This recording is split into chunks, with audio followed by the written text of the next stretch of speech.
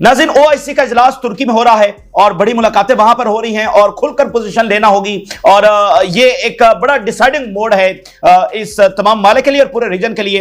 तो वहां पर मुलाकातें हो रही हैं, ईरान को भरपूर सपोर्ट की यकीन दहानी वहां पर करवाई जा रही है। इसके साथ साथ तुर्की, पाकिस्तान, ईरान और रशिया, इनके दरमियान जो कॉपरेशन है, सिक्योरिटी कॉपरेशन और ईरान की मदद के हवाले से, ये हमें कुछ नजर आ रहा है और भरपूर सपोर्ट जो है वो ईरान को यहां से हासिल हो रही है। ये रिपोर्ट सामने आ रही है और ईरान ने बड़ी गैर मामूली अनाउंसमेंट किया। उन्होंने कहा है कि अगर एस्केलेशन होती है, एस्केलेशन से मुराद यह है कि अगर अमेरिका हमला करता है तो फिर इत्तेहादी हमारे साथ हैं, इत्तेहादी तैयार बैठे हुए हैं। ये ईरान की जानिब से आज बात खुलकर सामने आई है और उधर जो है वो मेडिटेरेनियन सी के अंदर मजीद डिप्लॉयमेंट अमेरिका कर रहा है तेजी के साथ और बताया जा रहा है कि 10 लेयर्स हो चुकी हैं जिससे अब ईरानी मिसाइल और ड्रोन्स गुजर कर इजराइल को हिट कर रहे हैं। 10 लेयर्स हैं एयर डिफेंस की।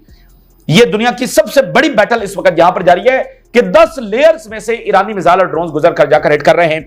और इसके साथ जो मेगा डेवलपमेंट सामने आ रही है, खबरें ये चल रही हैं कि इजाजत मिल गई है और अमेरिका हमला करने की तैयारी कर रहा है और ऑन ग्राउंड बहुत बड़ी मोबिलाइजेशन जब देखी जा रही है। तो ये रिपोर्ट्स भी आपके सामने रखेंगे और अमेरिका जो है ना वो आइसोलेट भी कर रहा है अपने आप को और इस जंग का एक नुकसान अमेरिका को यह होने वाला है कि उसके इत्तेहादियों के दरमियान जो खलीज है वो और ज्यादा बढ़ेगी क्योंकि सारे इत्तेहादी ऑन बोर्ड नहीं है ईरान पर हमला करने के हवाले से। एक तो अभी जापान के हवाले से बड़ा रेयर वाकया हुआ है कि जापान और जो अमेरिका है उनके डिफेंस मिनिस्टर्स की मुलाकात होने जा रही थी, यानी उनके सेक्रेटरी डिफेंस और इधर से जापान के जो काउंटर पार्ट है उनकी मुलाकात होने जा रही थी। मुलाकात कैंसिल हो गई है। जापान ने वो मुलाकात कैंसिल कर दी है। डिफेंस बजट के हवाले से कुछ इश्यूज थे, उसमें जापान ने वो मीटिंग करने से इनकार कर दिया है और जापान ने कंडेम किया है जो इजराइल ने हमला ईरान के ऊपर किया है। और ये बात ध्यान में रखें कि जापान को जो एनर्जी जा रही है वो रशिया से नहीं जा रही है, रशिया से जो उनका फटा है वो मिडिल ईस्ट से जा रही है। इसी तरह साउथ कोरिया में बड़ा कंसर्न है और ऑस्ट्रेलिया में बड़ा कंसर्न है। तो इनको सारी एनर्जी जो है वो यहां से जा रही है। तो अब इत्तेहादियों के साथ मामलात अमेरिका के उस तरह नहीं चल पा रहे हैं। ये तमाम सूरत हाल आपके सामने रखेंगे। नाज़रीन, इस जंग के साथ ये बात बिल्कुल वाज़ेह हो चुकी है कि ईरान जो है वो साम्राज्य के खिलाफ लड़ रहा है। साम्राज्य जो हर चौथे साल जो है वो किसी के घर घुस जाता है और वहां पर सब मलिया मेट करके रख देता है और उसको कोई नुकसान नहीं पहुंचा सकता। तो इस बार उल्टा हो रहा है। इस बार कम से कम साम्राज्य को ईरान की ताकत का अंदाजा हो रहा है, इजराइल को ईरान की ताकत का इस वक्त अंदाजा हो रहा है। और ये बात बिल्कुल वाज़ेह है कि ईरान इस वक्त साम्राज्य के जो प्रोजेक्ट हैं इस नेशंस की अकवाम के हवाले से उसके सामने सबसे बड़ी दीवार बनकर खड़ा हो गया है। अगर यहां पर ईरान साम्राज्य के सामने ढेर हो गया, अगर हार गया, तो फिर बाकी जो कौमें हैं उनके ऊपर भी साम्राज्य अपना प्रोजेक्ट लॉन्च करेगा। कोई भी इससे बचेगा नहीं, ये बात ज़हन में रख लें। अगर वो ईरान के ऊपर इतना बड़ा हमला कर सकते हैं तो सोचिए बाकियों के साथ वो क्या करेंगे। ईरान के साथ तो जंग होना मतलब ये कोई मामूली वाकया नहीं है इस प्लेनेट का, ये बहुत बड़ा वाकया है। तो अगर ईरान के ऊपर हमला हो सकता है तो सोचिए साम्राज्य आगे आगे क्या प्लानिंग करके बैठा होगा। तो बाकी सबकी फिर बारी आएगी। इसलिए इस वक्त ईरान जो है वो अपनी जंग तो लड़ ही रहा है, अपने लोगों का दिफा तो कर ही रहा है, लेकिन वो साम्राज्य के खतरनाक प्रोजेक्ट्स के आगे सीसा पिलाई दीवार बनकर खड़ा हो गया है। और जो ताकत का मुजाहरा इस वक्त ईरान कर रहा है, हम एक तारीख बनती हुई देख रहे हैं। वो जिन्होंने दूसरों के ऊपर हमेशा बमबारी की है, आज वो भी एक ताकत का मजा चख रहे हैं। तो यहां पर हम एक तारीख बनती हुई देख रहे हैं जिसमें इकलौता ईरान, देखें अभी तक तो उन्होंने किसी की सपोर्ट नहीं ली, अपने मिसाइल हैं, अपने कमांडर्स हैं, अपनी फौज है, अपनी टेक्नोलॉजी है और वो 10 लेयर्स को चीरते हुए वहां पर जाकर हिट कर रहे हैं। तो ये तारीख है, वाकईतन एक तारीख रकम होती हुई हम यहां पर देख रहे हैं और खित्ते के अकवाम की जो तकदीर है वो इस जंग के ऊपर अब आकर टिक गई है। अच्छा, अब मुलाकातें हो रही हैं। ईरान की टर्की के फायर मिनिस्टर के साथ मुलाकात हुई और तैयब उर्दगान के साथ भी उनकी मुलाकात हुई है। और इसके अलावा साइड लाइन मीटिंग जो है वो बहुत सारे फायर मिनिस्टर्स के साथ जो वो हो रही हैं और सऊदी अरेबिया के साथ भी मुलाकात मुतवक्का है और यहां पर खुलकर जो सपोर्ट है वो ईरान को दी जा रही है। और आगे मामला बड़ा मुश्किल होने वाला है। जब अमेरिका हमला करेगा वो मामला बहुत ज्यादा मुश्किल होने वाला है। मिसाल के तौर पे अब अमेरिका हमला कहां से करेगा, यानी अगर वो अरब बेसिस इस्तेमाल करता है, वो चाहेगा कि अरब बेसिस इस्तेमाल करे क्योंकि ईरान फिर वहां पर अटैक करेगा और इनके आपस में लड़ाई छिड़ जाए। अब अरब्स नहीं चाहेंगे कि उनकी बेसिस इस्तेमाल हो, लेकिन अगर अमेरिका ने जबरदस्ती वो इस्तेमाल की तो फिर क्या होगा। और वैसे भी अमेरिकी हमले के बाद ये अरब रियासतें और मिडिल ईस्ट की बाकी रियासतें और ये बहुत ज्यादा मुश्किल के अंदर होंगी। उसकी वजह यह है कि इनको कंडेम करना पड़ेगा अमेरिका को। देखिए, अभी वो अमेरिका को कंडेम नहीं कर रहे हैं, वो इजराइल को खुलकर कंडेम कर रहे हैं और इशारों करायों में अमेरिका को यह मैसेज दे रहे हैं कि अगर मजीद एस्केलेशन होती है तो वो हम उसको कबूल नहीं करेंगे। अमेरिका को मैसेज इस अंदाज में दे रहे हैं। लेकिन जब अमेरिका हमला कर देगा तो अमेरिका तो फिर खुलकर आ गया ना, खुलकर अमेरिका आ गया जंग के अंदर, तो फिर इनका अमन किसने तबाह किया? अमेरिका ने किया। तो फिर कंडेम तो करना पड़ेगा। तो अगर वो कंडेम करेंगे तो ये कितना बड़ा लम्हा होगा इस मिडिल ईस्ट में तब्दीली के हवाले से। खामोश तो वो नहीं रह सकते, ठीक है। तो इसलिए अब ये मामला बहुत ट्रिकी और बहुत ज्यादा कॉम्प्लेक्स होने जा रहा है। तो उर्दगान की जानिब से भरपूर सपोर्ट की यकीन दहानी करवाई गई है, ईरान को भरपूर सपोर्ट की गई, और उसकी वजह मैंने आपको बता दी है। सबके अपनी अब इंटरेस्ट है, सबकी अपनी सिक्योरिटी है। अगर आज ईरान की रिजीम नहीं बची तो फिर किसी की भी नहीं बचेगी। उर्दगान के खिलाफ भी कोशिश हो रही है, बाकी के खिलाफ भी, कोई इसमें मुबर्रा नहीं होगा। फिर इसके साथ ईरान ने बड़ी इंपॉर्टेंट बात की है। उन्होंने कहा है कि अगर एस्केलेशन होती है, अब एस्केलेशन का लफ्ज यहां पर अमेरिकन हमले के हवाले से इस्तेमाल किया जा रहा है, यानी इजराइल जितनी एस्केलेशन कर सकता है वो तो कर रहा है, इससे ज्यादा इजराइल क्या एस्केलेशन है, उसने तो अपनी पूरी ताकत वो इस्तेमाल कर रहा है। तो वो जो ये बात कर रहे हैं ना कि अगर मजीद एस्केलेशन होगी तो वो अमेरिकन हमले को बेसिकली बात कर रहे हैं। तो वो कह रहे हैं कि अगर अमेरिका अटैक करेगा तो फिर ये बात ज़हन में रख लें कि हमारे इत्तेहादी हमारे साथ तैयार है। ईरान से ये खुलकर बात सामने आ रही है। Iranian government, we hope tensions do not escalate, हम उम्मीद करते हैं कि यहां से मामला आगे नहीं बढ़ेगा। And we have allies on all issues, इत्तेहादी हमारे साथ हैं अगर मामला आगे बढ़ता है, अगर इश्यूज बढ़ते हैं, सारे सिनेरियो के ऊपर इत्तेहादी हमारे साथ खड़े हुए। ये ईरान से आज स्टेटमेंट आई है कि इत्तेहादी फिर आएंगे, ठीक है। और रशिया चाइना का मैसेज भी अमेरिका को यही गया है। इसके साथ साथ पाकिस्तान, टर्की, ईरान और रशिया, इनका एक सिक्योरिटी कॉपरेशन इस वक्त हम देख रहे हैं। और ईरानियन गवर्नमेंट की जानिब से इन चारों मुल्कों का शुक्रिया अदा किया गया है। We appreciate the position of Russia, Turkey and Pakistan which were firm and transparent.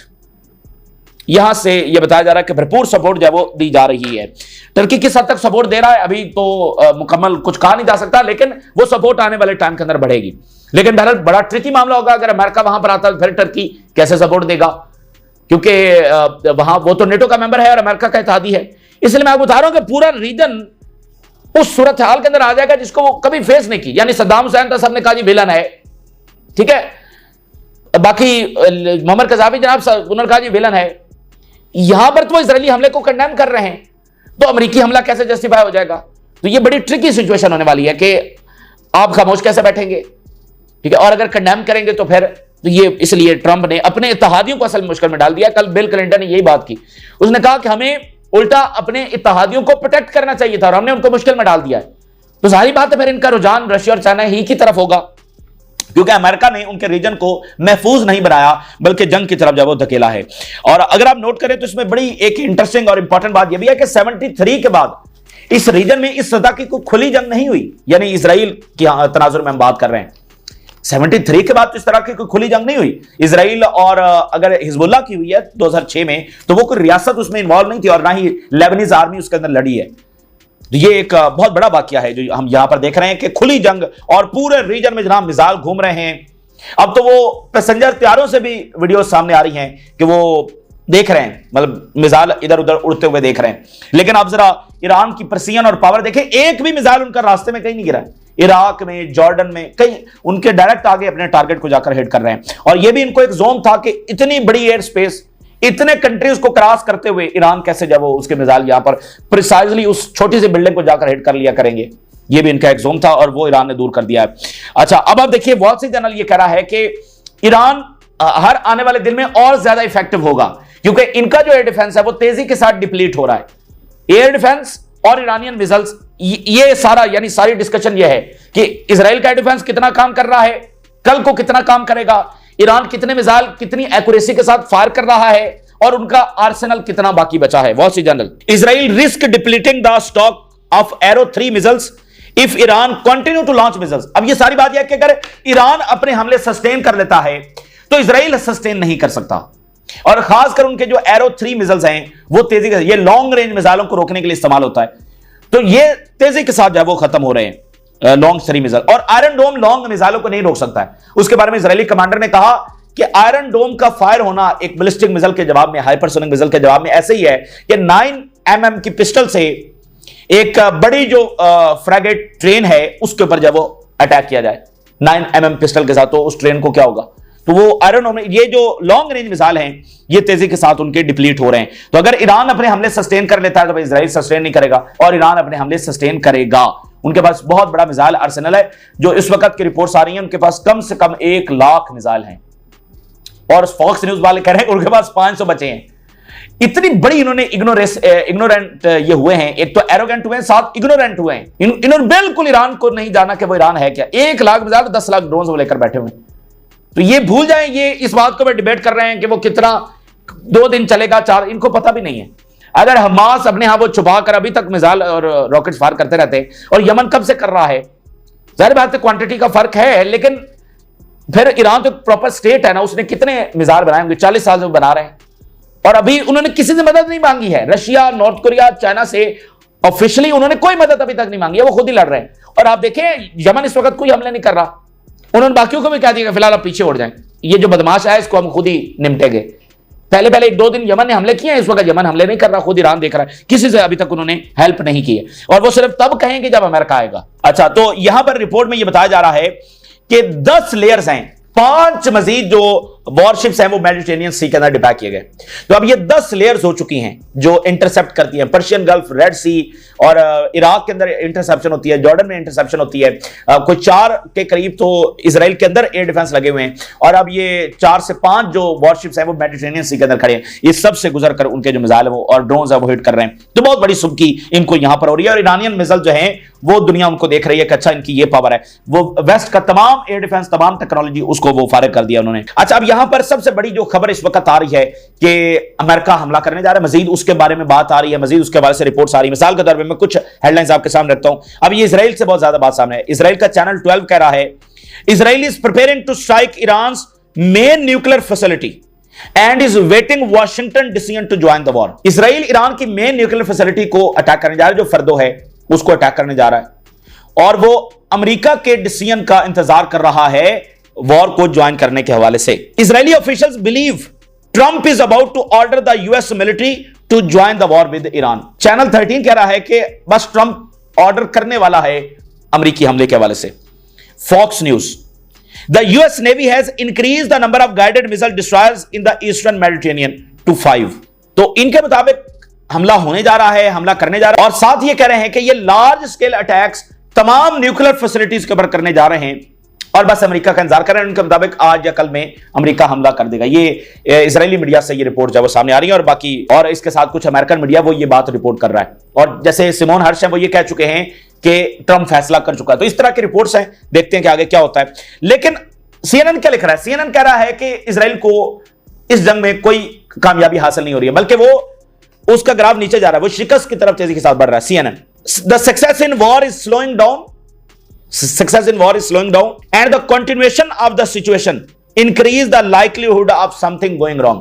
और अगर ये इसी तरह सूरत हाल चलती रही, अगर ईरान इसी तरह से मिसाइल हमले कर रहा है, तो बहुत बुरा इजराइल के साथ हो, something going very wrong with Israel, मामला बहुत ज्यादा गड़बड़ होने जा रहा है। अच्छा जी, दी टाइम्स क्या लिख रहा है? अब आप जरा देखिए सीएनएन की खबर और the Times. Israel is beginning to discover, अब इजराइल को यह पता लगना शुरू हो गया है, इजराइल की अकल जो है वो ठिकाने आना शुरू हो गई है, that it may have overburdened itself in the war with Iran। अकल ठिकाने आना शुरू हो गई है कि अब इजराइल को अंदाजा होना शुरू हो गया है कि उन्होंने ईरान के जरिए अपनी ईरान जंग के जरिए अपने आप को ओवरबर्डन कर लिया है। वो ओवर स्ट्रेच हो रहे हैं, वो एग्जॉस्ट हो रहे हैं, और इकोनॉमिक कॉस्ट बहुत ज्यादा है, और ओवरबर्डन उन्होंने अपने आप को कर दिया। द टाइम्स कह रहा है, हालांकि उनके मंसूबे, उनकी कैलकुलेशंस कुछ और थी। तो ये यहां पर एक बहुत बड़ा इनको धचका लगा और बहुत बड़ी ये शिकस्त है। और मैं आपको बताऊं, वेस्टर्न जो मीडिया उसमें 2 चीजें बड़ी इंपॉर्टेंट है।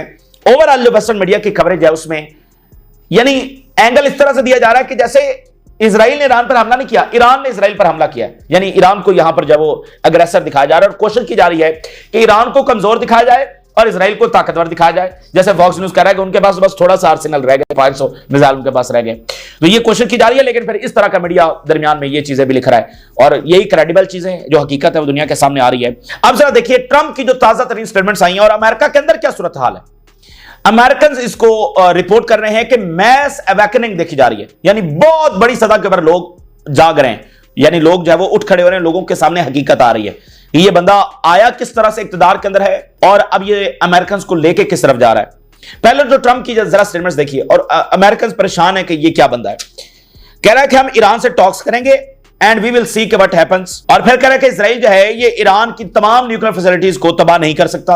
अब बताएं इस बंदे का क्या करे, कोई भी इस बात इसके ऊपर एतबार नहीं कर रहा है कि ये क्या बात कर रहा है। सुबह कोई बात है, शाम को अब जी टॉक्स करेंगे, देखेंगे क्या होगा। अच्छा जी, इजराइल तो तबाह कर ही नहीं सकता। भाई तबाह कर ही नहीं सकता तो फिर हमला क्यों करवाया?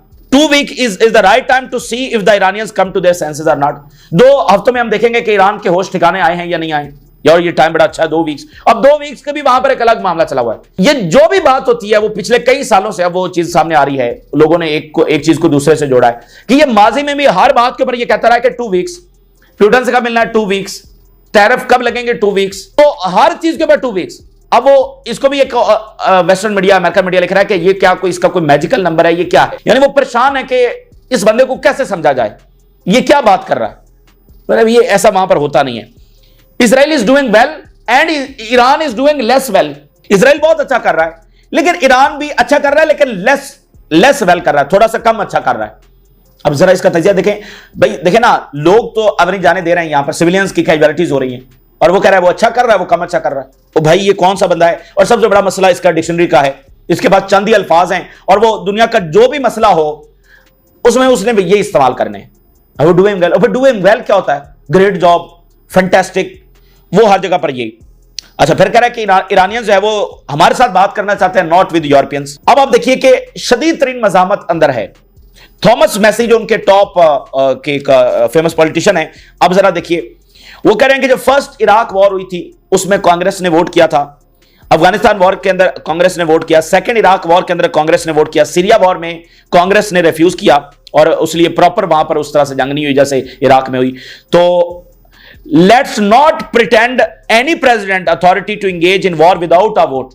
तो वो कह रहे हैं कि यहां पर भी हमें वोट करना चाहिए और इस जंग को होने से रोकना चाहिए और अपने सिस्टम को इस तरह से तबाह हम ना करें कि सारी अथॉरिटी एक प्रेसिडेंट के उसके हाथ में चली जाए। देखिए अमेरिका एक बड़ी पावर है, तो वहां पर अगर मिसाल के तौर पे सिर्फ एक शख्स के पास पावर आ गई है और उसके बिलीफ क्या है, उसके नजरियात क्या है, वो चीजों को सोचता कैसे है, वो कह रहा है मुझे अपनी इंटेलिजेंस कम्युनिटी के ऊपर यकीन नहीं है, वो गलत बात कर रही है, वो सही नहीं है कि ईरान न्यूक्लियर नहीं बना रहा, वो गलत कह रहे हैं, इंटेलिजेंस कम्युनिटी गलत कह रही है। तो अगर किसी के हाथ में इतनी बड़ी ताकत आ गई है और वो फैसले भी इंफरादी सतह पर कर रहा है जिसके बारे में डॉक्टर्स भी रिपोर्ट दे चुके हैं, तो ये दुनिया के लिए कितनी खतरनाक बात है। ये असल इशू है वहां पर। अच्छा, यहां पर जो यूरोपियंस की टॉक्स हुई हैं, ये इधर मामला और खराब हुआ है। यानी यूरोपियंस की जो टॉक्स हुई हैं उधर मामला और खराब हुआ है। यूरोपियंस ने ये कहा है ज्वाइंट स्टेटमेंट में कि ईरान का न्यूक्लियर प्रोग्राम जो है वो सेफ नहीं है। Nuclear talks have reached a dead end. Iran nuclear program has no credible civilian purpose. ये ज्वाइंट स्टेटमेंट उनकी जारी हुई है। अब ये मामला खराब है क्योंकि जिस दिन यूरोपियन ने IAEA के अंदर जो सारी रेजोल्यूशन ये लेकर आए थे उससे अगले दिन हमला कर दिया था इजराइल ने। यहां यूरोपियंस के साथ मुलाकात हुई है और उसमें ईरान ने कहा कि हम अपना डिप्लोमेटिक पाथ, अगर हम किसी गलत पाथ के ऊपर है फिर भी हम उसको बदलने के लिए तैयार हैं। और इन्होंने ये क्या ज्वाइंट स्टेटमेंट जारी किया है, तो ये तो इन्होंने बड़ा खतरा, ये तो डिक्लेरेशन ऑफ वॉर है। ये तो इजराइल को मजीद, तो यहां पर ईरान जहां जहां पर डिप्लोमेसी कर रहा है वो तो एक ट्रैप साबित हो रहा है। अब वो कह रहे हैं कि जी कोई क्रेडिबल पर्पस ही नहीं मिला। ओ भाई क्या आपको चाहिए, आपको क्या सबूत चाहिए? एक नॉन NPT मेंबर है वो हमला कर चुका है ईरान के ऊपर और तुम कहते हो उनका प्रोग्राम पीसफुल ही नहीं है। तो ये तो इन्होंने डिक्लेरेशन ऑफ वॉर किया और मजीद जवाब दिया। तो ये मामला बहुत ज्यादा खतरनाक है। यानी यूरोपियंस का ये कहना कि ये सिविलियन पर्पस है ही नहीं। और जापानीज एंड US मीटिंग जो है वो कैंसिल होगी after Washington asked Tokyo to increase defence spending to 3.5%। मामला बहुत, यानी जापान जो है ये तो अमेरिका का सबसे बड़ा इत्तेहादी और उन्होंने मीटिंग कैंसिल कर दी अमेरिकन के साथ। तो बहरहाल एक नई दुनिया तश्कील पा रही है, देखते हैं कि वो कौन उसको तश्कील देगा। और मैं आपको बता दूं कि अमेरिकन हमले के बाद क्या होगा कि इवेंट्स दूसरे इवेंट्स को जनरेट करेंगे, इसलिए वो किसी के हाथ में कुछ भी नहीं होगा। और पाकिस्तान, ये सारे मुल्क इस वक्त सिक्योरिटी पर्पसेस के हवाले से बहुत ज्यादा खतरे के अंदर हैं क्योंकि क्राइसिस आगे से आगे बढ़ेगा। ये इस वक्त की ताजा तरीन सूरत हाल है जो आपके साथ शेयर किया। आपने राज रोगा करें। इजाजत दीजिए, अल्लाह हाफिज।